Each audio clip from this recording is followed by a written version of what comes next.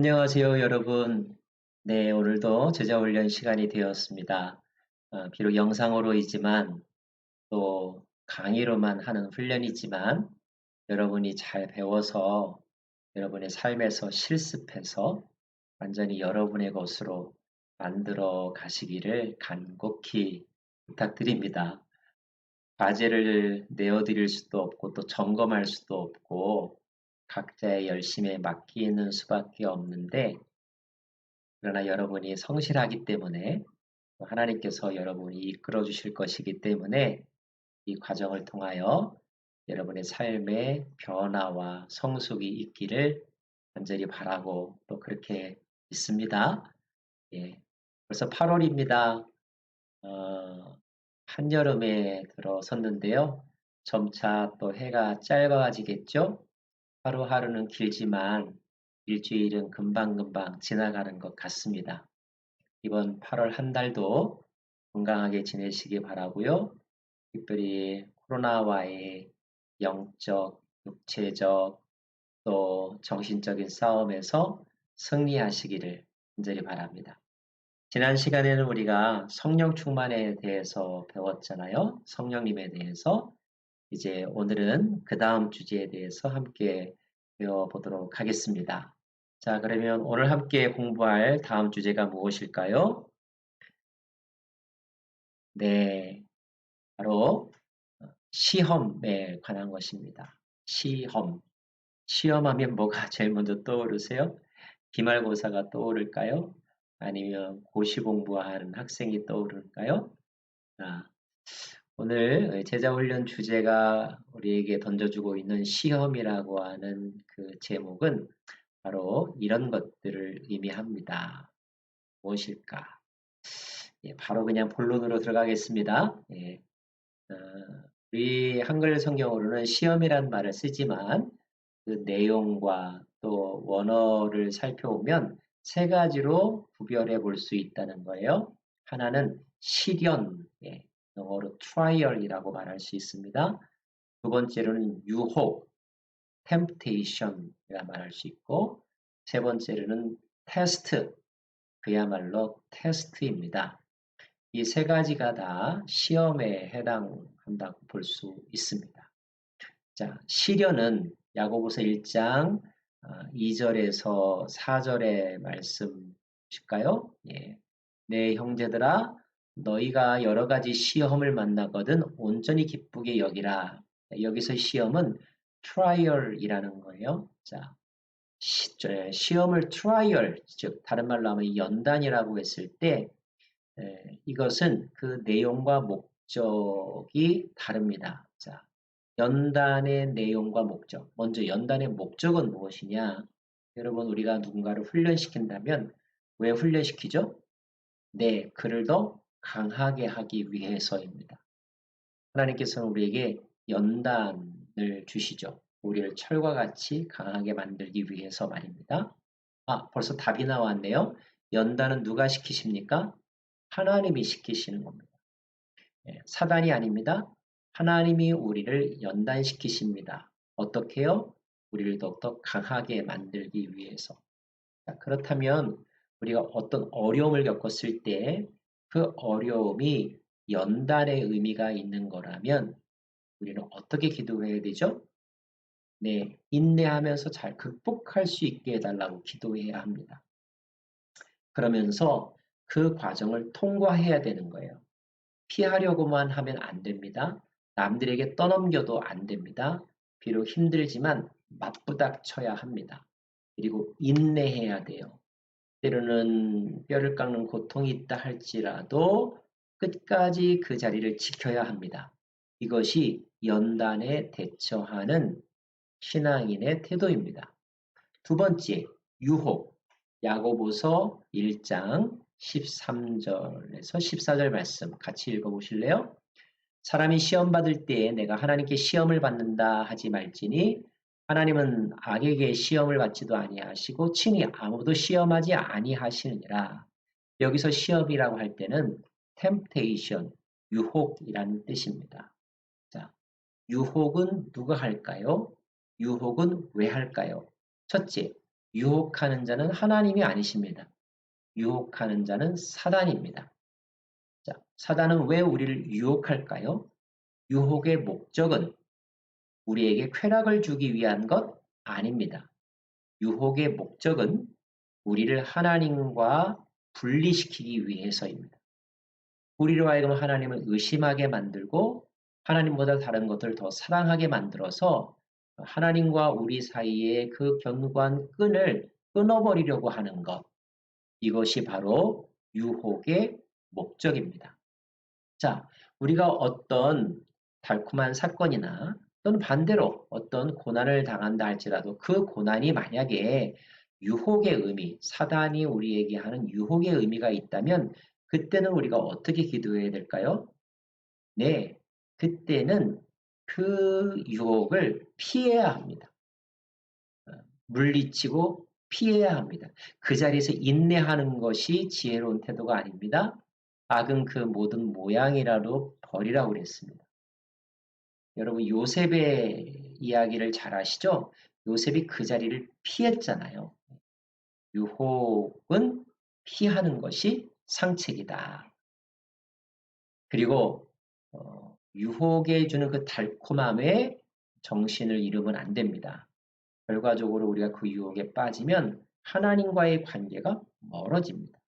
사단은 우리의 본능, 성적인 본능, 또 탐욕이라고 하는 본능을 이용해서 우리로 하여금 거기에 정신 못 차리게 하고 또 그것을 마치 가질 수 있는 것이냐 착각하게 만듭니다. 사단이 우리에게 즐거움을 주기 원하신다고 생각하세요? 아닙니다. 즐거움을 주는 척 하다가 막상 그 즐거움을 가질만 하면 실체를 드러내고 주지 않습니다. 그리고 우리가 하나님으로부터 얼마나 멀리 떨어져 있는지 다시 돌아가지 못할 것이라고 우리에게 협박하거나 아니면 좌절감을 심어주는 것. 이것이 사단의 전략이라는 것을 여러분 꼭 기억하시기 바라요. 세 번째, 테스트. 테스트는 진짜인지 아닌지 점검하기 위해서 주는 것입니다. 이 테스트는 하나님께서 우리에게 또 허락하시죠. 예, 아브라함을 시험하시다 할 때 아브라함의 믿음을 테스트하기 위해서. 왜 이런 테스트가 필요할까요? 우리는 객관적으로 나 자신의 영적인 수준에 대해서 자각해야 될 때가 있습니다. 여러분 학교 시험을 안 봤으면 좋겠지만 시험을 보지 않으면 내 실력이 얼마인지를 모릅니다. 그리고 혼자서 착각하죠. 나는 인류대학을 갈 수 있어. 나는 미스코리아 깜이야. 그런데 막상 수많은 경쟁자들 앞에서 딱 모여들면 아, 내가 우물한 개구리였구나. 내가 착각하고 있었구나. 깨닫게 되지 않습니까? 그것을 깨닫는 그 과정은 그 순간은 매우 때로는 수치스럽고 또 불편할 수 있지만 그러나 제대로 깨달으면 그것이 나에게 약이 될 수가 있어요. 왜냐하면 아, 더 분발해야 되겠구나. 아, 나의 약점이 이것이구나. 알게 해주기 때문에 그런 것이죠. 어, 저와 여러분이 신앙생활 하다 보면 정말로 이렇게 처하고 싶지 않은 곳에 처할 때가 있습니다. 그 자리가 바로 시험의 자리입니다. 근데 그 시험은 연단으로 오기도 하고 유혹으로 오기도 하고 또 정말로 테스트로 오기도 합니다. 우리가 논리적으로는 이렇게 세 가지로 구별하지만 사실은 하나의 사건 속에 통합적으로 옵니다. 예를 들어서 말이죠, 여러분. 내가 갑작스럽게 어떤 병에 걸렸다고 칩시다. 그 병이라고 하는 고난은 나에게 연단이자 유혹이자 또 테스트가 됩니다. 일단은 내가 그 고통 속에서도 하나님을 사랑하고 하나님께 예배하는 일을 끝까지 하기 위해서 우리는 견뎌내기도 해야 되죠. 그러나 또 그 고통 속에서 아 이거 안 하면 어떨까라고 하는 달콤한 어떤 피난처를 찾습니다. 이것은 동시에 유혹이기도 하죠. 내가 그 연단 속에서 때로는 뭐 화를 내기도 하고 내가 또 다른 것에 관심을 두기도 하는데 그러면서 문득 우리는 깨닫죠. 아, 내가 믿음이 좋은 줄 알았는데 이것밖에 안 되는구나. 예, 그것은 또 그 고난이 내게 테스트의 의미를 갖기도 하기 때문이란 말입니다. 그러니까 우리가 오늘 이렇게 세 가지로 분류하지만 우리의 삶 속에서는 사건 속에 동시에 이 모든 것들이 복합적으로 우리에게 주어진다. 그러면 우리는 그 속에서 분별해야 됩니다. 아, 내가 어떻게 기도해야 되는지, 또 어떤 태도를 취해야 되는지, 내가 여기서 빠지지 말아야 될 함정이 무엇인지 적확하게 아는 것, 이것이 매우 중요함을 여러분에게 말씀드립니다. 특별히 오늘 교재는 이렇게 설명되어 있네요. 이 과에서는 주로 유혹의 의미를 다룹니다. 유혹의 의미를 다룹니다. 자, 고린도전서 10장 13절 말씀을 우리에게 소개해 주네요. 사람이 감당할 시험 밖에는 너희에게 당한 것이 없나니 오직 하나님은 미쁘사 너희가 감당치 못할 시험 당함을 허락지 아니하시고 시험 당할 즈음에 또한 피할 길을 내사 너희로 능히 감당하게 하시니라.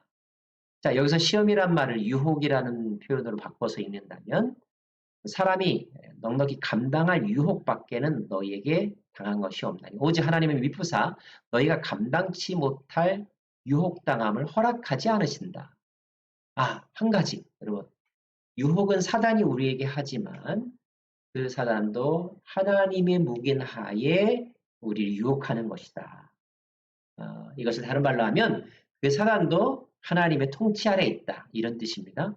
자, 그런데 오늘 하나님께서 우리에게 사단이 우리를 유혹하도록 그렇게 허락하시는 이유가 있다는 거예요.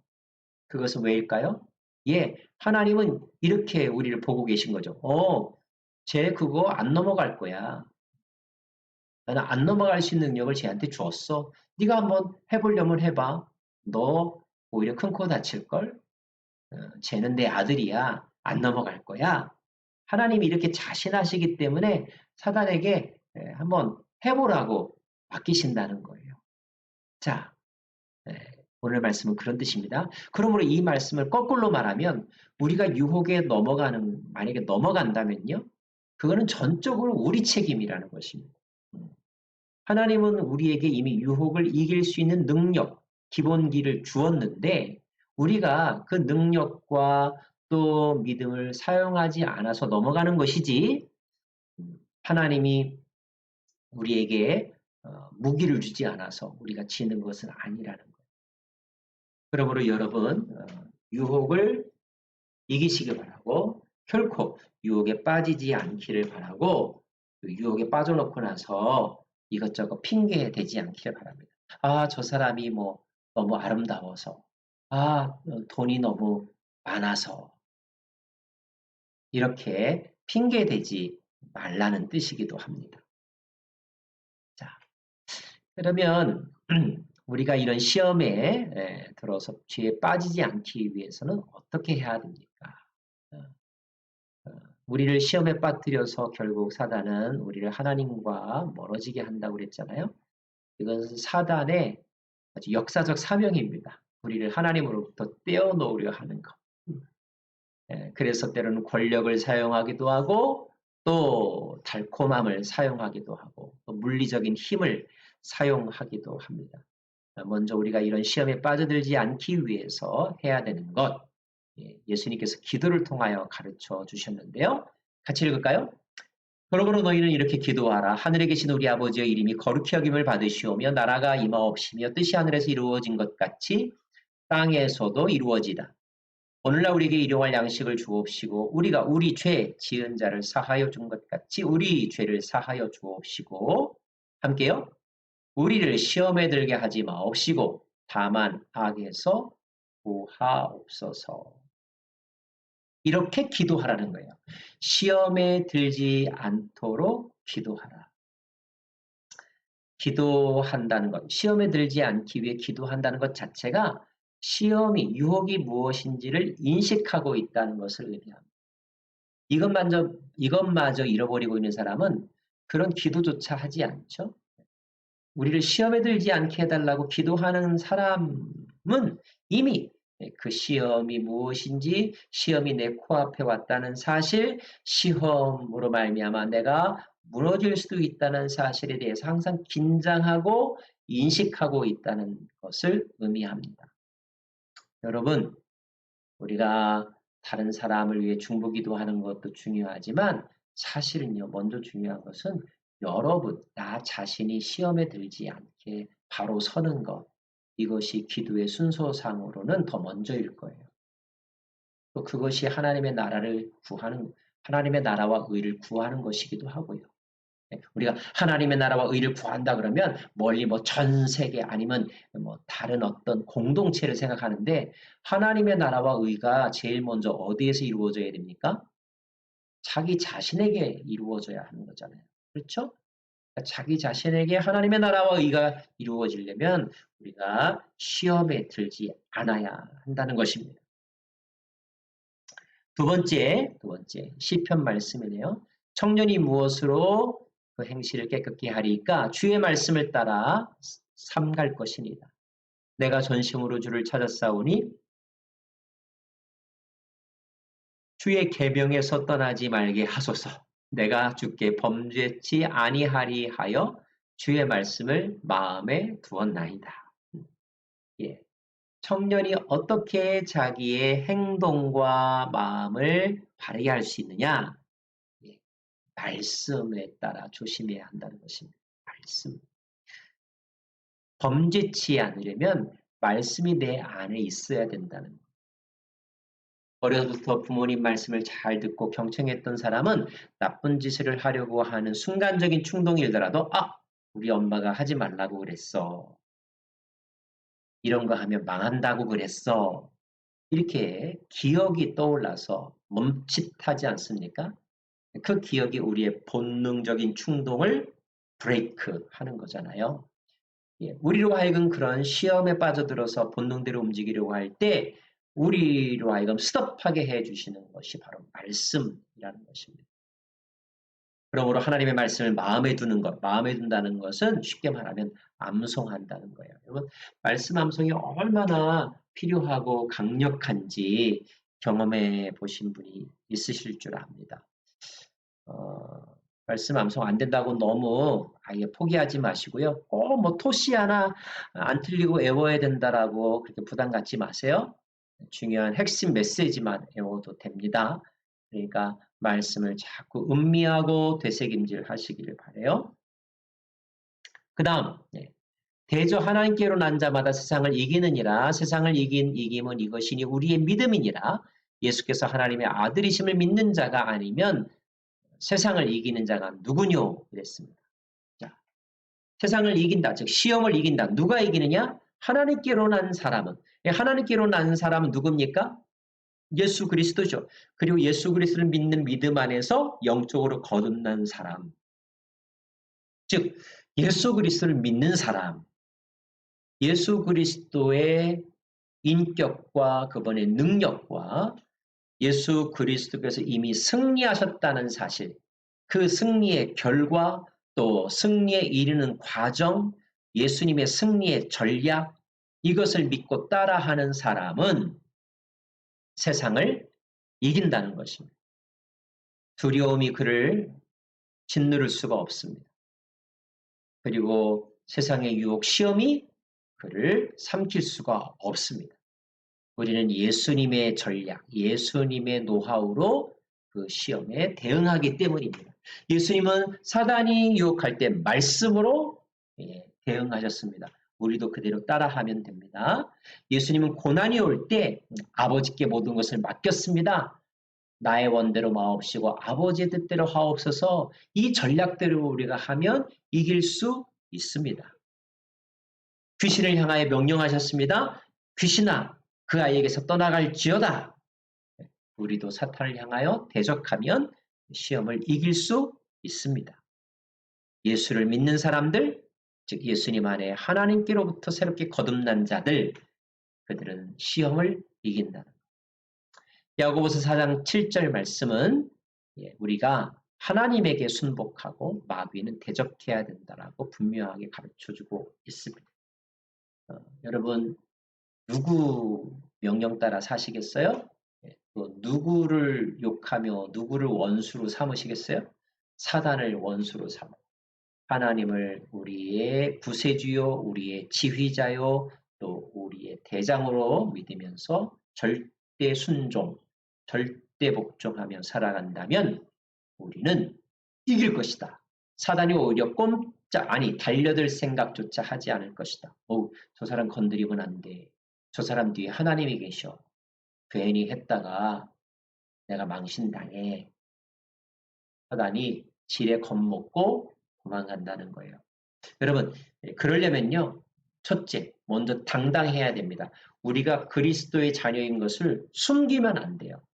여러분, 고백이 불분명하면 사단이 와서 자꾸 찝쩍거려요. 그래서 내가 누구인지를 커밍아웃해요. 커밍아웃 해야 됩니다. 나는 자랑스러운 크리스찬이다. 나의 실체를 밝히는 거예요. 종교가 뭐예요? 아니 없습니다. 혹시 교회 다니세요? 아니 다니는 건 아니고 예전에 좀 아예 안 다닌 것도 아니고요. 구원 받으셨습니까? 구원 그거 누가 아나요? 이렇게 우리의 대답이 팀이하면 그것은 마치 와서 저를 유혹해 주세요 이렇게 말하는 것하고 똑같은 거예요. 누가 묻는다면 때로는 묻지 않더라도 궁금해하는 것 같으면 네, 저는 그리스도인입니다. 저는 예수를 나의 구주로 모시고 삽니다. 우리 집은 하나님을 섬기는 가정입니다. 저희들은 식사 때 기도합니다. 저희는 주일날 딴 데 가지 않고 예배합니다. 저희는 다른 어떤 것보다도 성경책을 읽습니다. 저희가 제일 좋아하는 노래는 찬송입니다. 경배와 찬양입니다. 이렇게 말하면요. 상대방이 아마 이럴지도 모르죠. 재미없어. 그 말을 안 시킬지도 몰라요. 예? 놀러 가자라고 말하려고 하다가 분위기 깨겠네 라고 말 안 시킬지도 모릅니다. 그게 왕따가 되는 게 아니고요. 그게 우리가 승리하는 것입니다. 아시겠어요? 여러분 분명하게 고백하고 또 자랑스럽게 여기시기를 바랍니다. 무엇을요? 복음을요. 복음을. 자, 저와 여러분이 요즘 당하고 있는 시험은 무엇입니까? 글쎄요, 저는 시험 당하는 게 없는데요.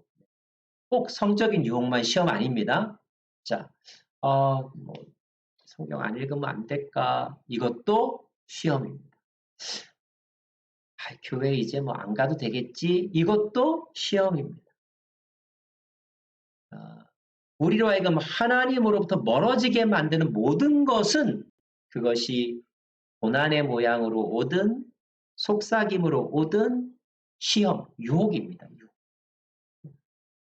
자, 여러분으로 하여금 요즘 하나님에 대한 집중력을 떨어뜨리게 하는 것이 무엇입니까? 요즘 유튜브에 어떤 컨텐츠를 주로 보고 계십니까?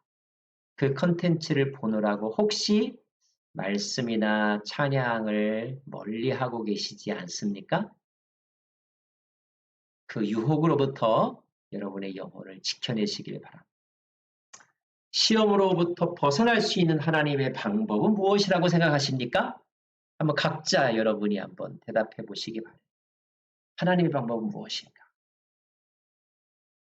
자, 그 다음 내용 보십시오. 모든 악의 근원은 사탄입니다. 자, 사탄이 우리를 공격한다는 거예요. 근데 이 사탄이 우리를 공격할 때, 시험할 때 꼭 직접적으로 다 하지는 않는다는 것입니다. 직접적으로도 하지만요. 귀신 들린 자처럼. 그러나 도구를 이용해서 우리를 공격합니다. 그 도구가 사람일 수도 있고요. 그 도구가 물질일 수도 있고 그 도구가 문화일 수도 있습니다. 그림일 수도 있어요. 그러므로 우리는 이 사단의 전술을 잘 알아야 됩니다. 사단이 즐겨 사용하는 전술이 뭔가. 먼저 직접 우리를 공격하는 것은 우리로 하여금 하나님에 대한 믿음과 내 확신을 흔들어 놓는 것입니다. 저희가 하나님을 의심한다든지 하나님에게 불평하는 마음, 반역하는 마음을 갖는다든지 하는 것. 이런 것들은 사단이 직접 우리의 마음에 심어주는 유혹이자 공격이죠. 가룟 유다에게는 예수를 팔 마음을 심어주었죠. 교회 리더십에 대해서 자꾸 불평하고 또 대들려고 하는 마음을 주는 것. 또 하나님께서 우리에게 지키라고 명하신 말씀들에 대해서 갑자기 막 심하게 불평하는 마음이 생기는 것. 이런 것들이 다 사단이 직접적으로 우리를 공격하는 것입니다. 그런 사단이 있다는 사실을 먼저 여러분 자각해야 되고요. 이런 직접적인 공격으로부터 이기는 것은 예수님께서 광야 40일 금식 기도를 마치고 난 다음에 써먹으셨던 방법. 뭐죠? 기록하였으되 어디에요? 성경 말씀에. 즉 성경 말씀을 예수님께서 선포하셨다는 거죠. 여러분 그때 예수님께서 광야에서 기록하였으되 가만히 있어봐. 몇 장인지. 이거 내가 보던 성경이 아닌데 이게 그 성경 어디 갔어? 이렇게 하셨을까요? 아니죠. 예수님의 머릿속에 예수님의 마음판에 새겨졌던 말씀이 툭 하고 나왔던 것입니다. 사람이 떡으로만 사는 것이 아니다 라고 말씀하셨다. 술 취하지 말라 이는 방탕한 것이니 오직 성령의 충만함을 받으라. 예수님께서 말씀하셨고 사도 바울이 하나님의 말씀을 우리에게 전해주셨습니다. 그럼 그 모든 모양이라도 버리라. 내 영혼아 어찌하여 불안해하고 어찌하여 낙망하는 것. 너는 여호와 하나님을 바라라. 이런 말씀들이 여러분에게 마음속에서 기억되고 선포되어지기를 바랍니다. 놀라지 말라, 두려워하지 말라. 나는 너의 하나님이 됨이다. 아무것도 염려하지 말고 또 내가 모든 일에 자족하는 법을 배웠다고 고백했던 사도 바울의 영성. 주 예수를 믿으라 그리하면 너와 내 집이 구원을 얻으리라 하는 이 말씀도 암송하실 수 있기를 바랍니다. 두 번째, 사단은 세상을 통해서 우리를 공격합니다. 우리가 점점 더 이 세상 가운데서 그리스도인임을 자랑스럽게 여기면서 사는 것이 어려워지는 그런 시대를 겪고 있죠. 문화가, 사람들의 시선이, 또 제도가, 그리고 심지어 법, 규정조차도 우리로 하여금 자유롭게 하나님을 예배하는 또 하나님의 말씀을 자유롭게 전하는 그런 환경들을 빼앗아가고 있습니다. 특별히 인터넷이나 또 매스미디어, 그렇죠? 이런 동영상 이런 것들은 거룩한 하나님의 말씀과 기독교 문화보다는 타락하고 음란하고 또 파괴적이고 어두운 문화들을 우리 가운데 막 집중적으로 퍼붓고 있습니다. 이런 것들로부터 우리의 마음을 지키는 것, 우리의 눈을 지키는 것 얼마나 중요한지 모르겠습니다. 우리가 세상을 적대시할 필요는 없지만 그러나 세상이 어떠한지에 대해서 분별해야 되죠. 이것을 성경적 세계관을 갖는 것이다. 이렇게 말합니다. 이 세상은 하나님을 대적하는, 하나님을 대항하는 문화이고 인간이 최고라고 생각하는 문화이고 편리함과 풍요를 추구하는 문화입니다. 하나님의 공평과 정의보다는 인간의 행복 그리고 풍요를 더 중요시하게 여기는 그런 가치, 그런 이데올로기, 그런 사조가 아주 급속도로 멀리 퍼져 있습니다. 인간의 본능을 자극하고 인간의 감정과 느낌에 충실하라고 충동질하고 있는데요. 결코 그것이 옳지 않다는 것. 잠깐 즐거울 수는 있으나 그 마지막은 결국 파멸이라는 것, 후회할 수밖에 없는 상황에 이른다는 것, 여러분이 꼭 기억하시기를 바랍니다. 특별히 이런 세상의 유혹으로부터 우리 마음을 지키려면 육신의 자랑, 안목의 정욕, 이생의 자랑. 죄송합니다. 육신의 정욕, 안목의 정욕, 이생의 자랑. 특별히 우리 안에 기본적인 본능들이 있죠. 본능이니까 하나님이 주신 거예요. 근데 그 본능도 우리가 통제해야 하지 본능에 의해서 우리가 끌려 살면 안 됩니다. 수면욕, 성욕, 식욕 다 우리의 본능입니다. 본능은 충족되어야 되겠죠. 하지만 본능은 욕심이 끝이 없습니다. 어느 단계가 지나도 계속하여 그 본능으로 우리를 자꾸 컨트롤하려고 하죠. 그래서 지나치게 많이 먹게 만들고 또 탐닉에 빠져들게 만들어서 중독되게 하고 우리로 하여금 정신세계의 가치가 무너지게 만들어서 결국 우리를 황폐화시킨다는 것. 여러분, 마치 불이라고 하는 것이 난로 안에 있으면 모든 사람을 따뜻하게 하지만 그 것 바깥으로 나오면 모든 것을 태워버리고 만다는 것. 우리의 본능도 그렇습니다. 우리의 본능도 잘 통제되면, 절제되면 그것으로 말미암아 우리는 행복도 느낄 수 있고 자기 발전도 할 수 있지만 그 컨트롤을 되지 않는 본능은 나도 남도 다 불태워 없애버린다는 것, 이것을 꼭 기억하시기를 바랍니다. 그 다음에 다음에 네. 오늘 성경은 특별히 이 부분을 우리에게 강조해 주고 있는데 물질로 인한 유혹입니다. 예. 특별히 요즘의 시대는 물질적인 가치를 매우 중요하게 생각하고 그것이 주인 되는 세상을 살아가고 있죠. 예.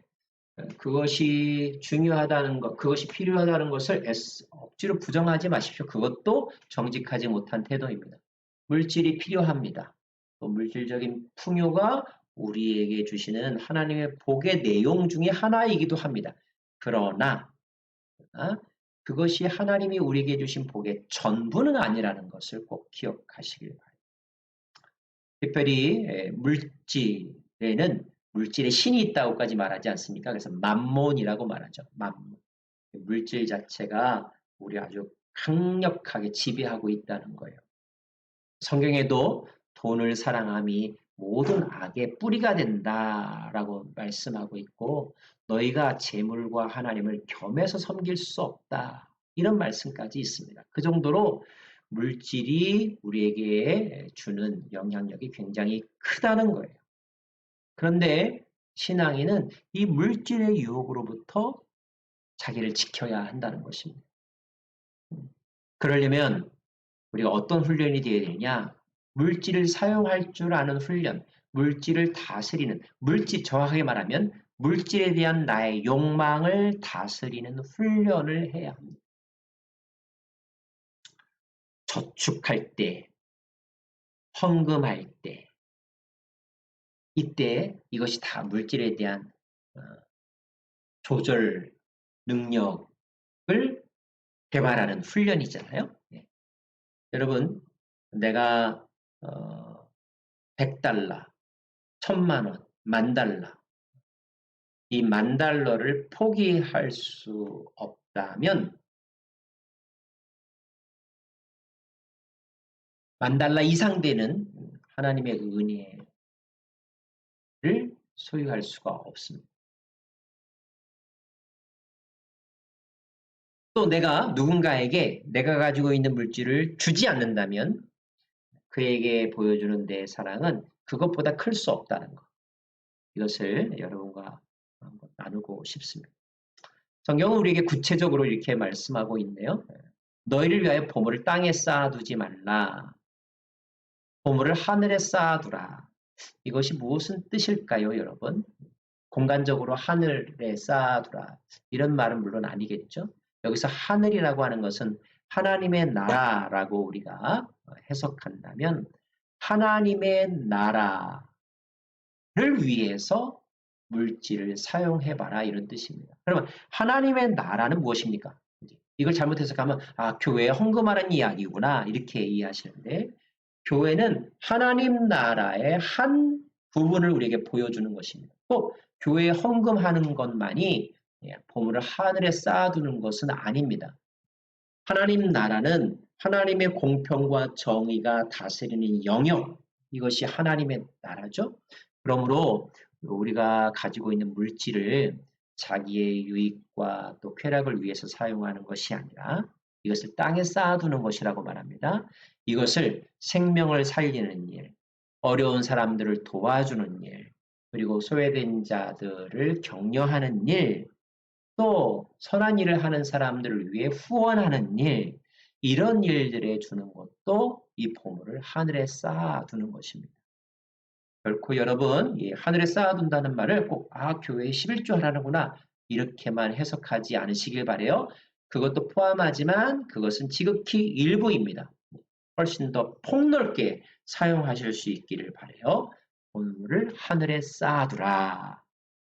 내가 주는 것만큼 나는 그것을 사랑하는 것입니다. 아니라고요? 그렇습니다. 예. 말로만은 물론 더 많은 것 줄 수 있다고 말하겠지만 내가 실질적으로 내 가진 것을 희생의 의미를 담아서 주는 것, 이것이 내가 보여주는 사랑의 실체다. 크기이다. 이렇게 기억하시길 바랍니다. 그렇게 내가 거기를 줘버리면요. 여러분, 그 줌을 통하여서 내게 주어지는 기쁨, 보람, 평강, 그리고 하나님이 주시는 은혜의 풍성함은요. 어느 누구도 도적질할 수 없다. 이런 뜻이에요. 아시겠죠? 네. 하나님은 오히려 우리에게 이렇게 말씀하십니다. 내가 너에게 이르노니 목숨을 위하여 무엇을 먹을까 마실까 몸을 위하여 무엇을 입을까 염려하지 말라. 목숨이 음식보다 중하지 아니하면 몸이 의복보다 중하지 아니하냐. 공중에 낳는 새를 보아라. 그러므로 너무 너의 먹고 마시는 것에 너무 집착하지 말아라. 다 적응하여 살 수 있도록 하나님께서 다 허락하여 주신다. 그러면 우리는 어디에 우리의 우선순위를 두어야 된다고요? 네, 하나님의 나라와 의를 위해서 거기에 너의 마음의 우선순위를 두어라. 거기에 너의 물질과 시간을 사용하겠다고 결단해 보아라. 이런 뜻입니다. 걱정 너무 하지 말아라. 내일 일은 내일이 알아서 한다. 너는 들풀보다 귀하고 공중나는 새보다 귀하다. 그 걱정이 너로 하여금 보물을 땅에 쌓아두는 어리석은 행동을 하지 않도록 해라. 걱정하지 말고 손을 펴보아라. 손을 펴보아라. 주어보아라. 하나님의 나라와 하나님의 나라 백성들의 삶을 위해서 그 물질을 사용해 보아라. 그 기쁨을 누구도 빼앗을 수 없을 것이다. 이런 뜻입니다. 특별히 경건 생활의 영역을 말하면서 이 교재는 물질을 사용하는 영적인 훈련을 강조하고 있습니다. 그리스도인의 재정관리라고 하는 별도의 주제가 있을 만큼 이 재정에 관하여서 우리는 훈련받아야 됩니다. 단지 꼭 헌금하는 것만 얘기하는 거 아니에요, 여러분. 교회에 드리는 직접적인 헌금 말고도 우리에게 한 달의 수입 가운데 내가 몇 퍼센트를 식료품비에 쓰고 몇 퍼센트를 나를 투자하는 데 쓰고 몇 퍼센트를 우리 가족들의 어떤 여가 생활과 문화 생활을 위하여 쓰고 또 몇 퍼센트를 전혀 나나 나의 가족이 아닌 이타적인 삶을 위해서 쓸 수 있는가. 또 몇 퍼센트를 국가에게 또 몇 퍼센트를 자선단체에 쓰는가. 이것들을 여러분 한번 가계부 정리하듯 한번 해보실래요? 그 내가 돈을 쓰는 그 포션이 내 인생의 가치관을 그대로 보여주는 것입니다. 꼭 한번 점검해 보시길 바라요. 자, 세 번째. 사단은 우리의 욕심을 통해 우리를 공격합니다. 우리의 본능, 욕심 있죠? 욕심. 특별히 육체의 정욕에 넘어진 사람, 그리고 육체의 정욕을 이겼던 사람, 오늘 교재는 두 사람을 우리에게 소개해주고 있는데 한 사람은 바로 다윗이고요. 한 사람은 바로 요셉입니다. 위대한 다윗도 이렇게 한순간에 무너집니다. 요즘 특별히 신문 사회면의 기사들은 성적인 문제에 대해서 매우 요즘 사람들이 민감하게 생각을 해서 성적인 어떤 잘못, 성희롱이라든지 또는 성적인 어떤 범죄를 저지르면 굉장히 빅 이슈가 되잖아요. 그래서 우리는 깜짝 놀랄 때가 많이 있습니다. 저 사람 그런 사람이 아닌 줄 알았는데, 그런데 사실 누구에게나 그런 함정이 있고 위험성이 있다는 거죠. 다윗도 이렇게 넘어졌으니까 말이죠. 이로 인하여 다윗과 그의 집안이 겪은 상처, 그 중에 그 받은 형벌이 얼마나 큽니까? 이걸 알면 하지 말아야 되겠죠. 우리가 사실 죄를 짓는 이유는 죄 짓는 순간의 그 긴장과 달콤함과 스릴 때문에 그 죄가 발견되고 나서 내가 감당해야 될 책임과 형벌을 순간적으로 잊어버리기 때문이거든요. 요거 잠깐 못 참으면 내가 10년 감옥에 갈 수 있다. 이렇게 생각하면 아마 절대 하지 않을 텐데 말이죠. 그죠? 이것이 사단의 전략입니다. 사단은 우리의 그 행동에 그 순간에 집중하게 만들지 행동의 결과가 어떠한지에 대해서 무시하게 자꾸 충동질합니다. 이 사단의 전략에 넘어가시면 안 됩니다. 반대로 요셉의 경우는 매우 힘들었겠지만 그가 지혜롭게 승리했잖아요. 그래서 그가 어려움을 겪었지만 그러나 그의 마지막에 너무너무 아름다웠다는 것을 우리는 이미 잘 알고 있습니다. 저와 여러분 요셉과 같은 사람이 되기를 늘 깨어 기도하십시다. 기도하십시다. 특별히 디모데후서 2장 2절 사도 바울이 디모데에게 이렇게 권면하죠. 또한 내가 청년의 정욕을 피하고 주를 깨끗한 마음으로 부르는 자들과 함께 의와 믿음과 사랑과 화평을 좇으라. 디모데가 젊은 목회자였기 때문에 사도 바울은 특별히 이 부분을 강조합니다. 그리고 보면 딱 두 가지인 것 같아요. 물질의 정욕과 성적인 욕망. 이 두 가지가 우리로 하여금 시험에 빠져들게 하는 함정인데 그 통제의 극복의 방법으로 혼자 있지 말고 주를 부르는 자들, 깨끗한 마음으로 주를 부르는 자들과 함께하라. 그리고 함께 서로 격려하고 함께 서로 감시자가 되어주고 함께 파수꾼이 되어주라고 성경은 우리에게 가르쳐주고 있습니다. 실천하시기 바랍니다, 여러분. 이 표 자세하게 한번 여러분 읽어보시길 바라고요. 말씀으로 무장하거나 경건 생활을 꾸준히 하거나 또는 그 현장에서 자리를 피하는 것 이것이 우리가 사단의 공격으로부터 이겨나갈 수 있는 좋은 방법이 된다는 거 오늘 교재가 우리에게 가르쳐주고 있습니다. 자, 오늘 여기까지 했습니다. 여러분 우리가 그리스도인이 되는 순간 주님 오실 때까지 우리는 사단과 영적인 전쟁을 치르고 있습니다. 사단은 아직 완전히 죽은 게 아닙니다. 사단은 제가 그런 말 하는데요. 눈이 시퍼렇게 살아 있습니다. 시퍼렇게 살아있는 사단은 여전히 우리를 직접적으로 공격하거나 또는 유혹하는데요. 그 사단의 전략에 넘어가지 않도록 늘 경계, 태세를 갖추는 거. 때로는 예수님처럼 함께 카운터 펀치를 날리는 것. 이것이 사단과의 싸움에서 이기기 위한 방법인데 결코 긴장을 놓아서는 안 되고요. 우리의 약점이 무엇인지를 알아서 약점을 커버해야 됩니다. 믿음의 방패로 우리의 약점을 커버해야 돼요. 그렇지 않으면 한순간에 넘어질 수도 있는데 우리가 이렇게 넘어지면 우리 자신도 너무 수치스럽지만 하나님의 교회와 하나님의 이름이 더불어 사람들에게 조롱거리가 되더라고요. 너무너무 가슴 아픈 일이 우리의 과거는 어쩔 수 없지만 이미 지나간 것이 있다면 그것은 어쩔 수 없죠.